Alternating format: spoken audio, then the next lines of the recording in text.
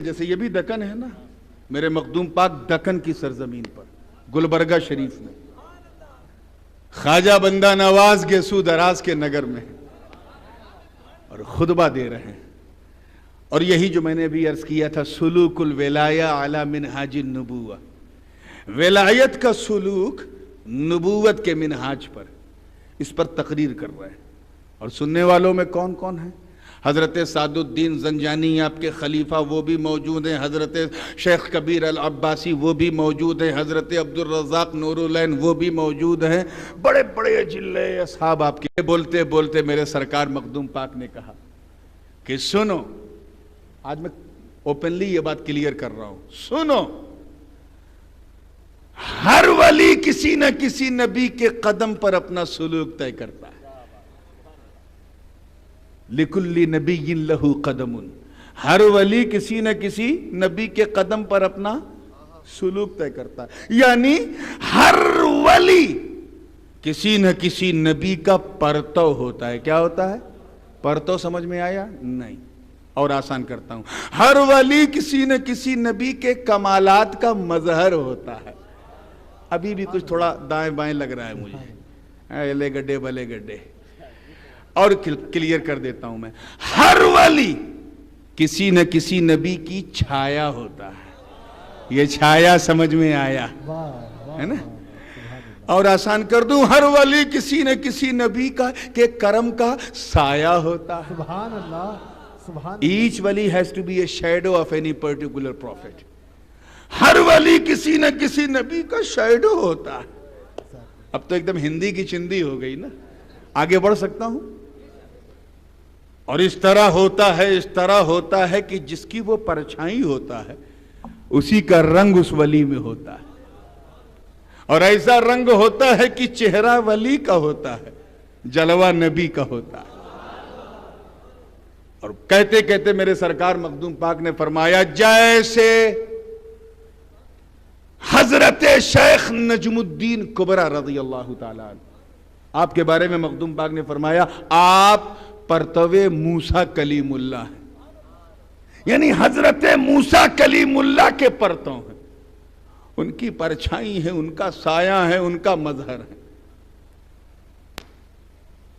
حضرت موسیٰ نے پتھر پہ ڈنڈا مارا، 12 چشمے نکلے، فانفجرت منہ اثنتا عشرۃ عینا۔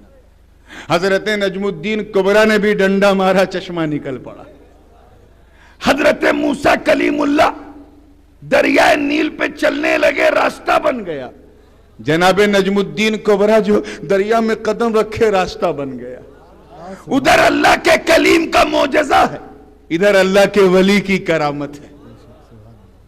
یہ بات چلتی رہی، میں بہت تیزی سے بیان کر رہا ہوں کیونکہ میری ایک نظر گھڑی پر بھی ہے اور ایک نظر اس سہانی گھڑی پر بھی ہے۔ سبحان اللہ۔ میں نے کئی جلسے دیکھے ہیں، کئی منظر دیکھے، مگر ماشاءاللہ اللہ تعالیٰ ان نوجوانوں کو سلامت رکھے، ایسی رونق، ایسا تم تراک، ایسا ماحول۔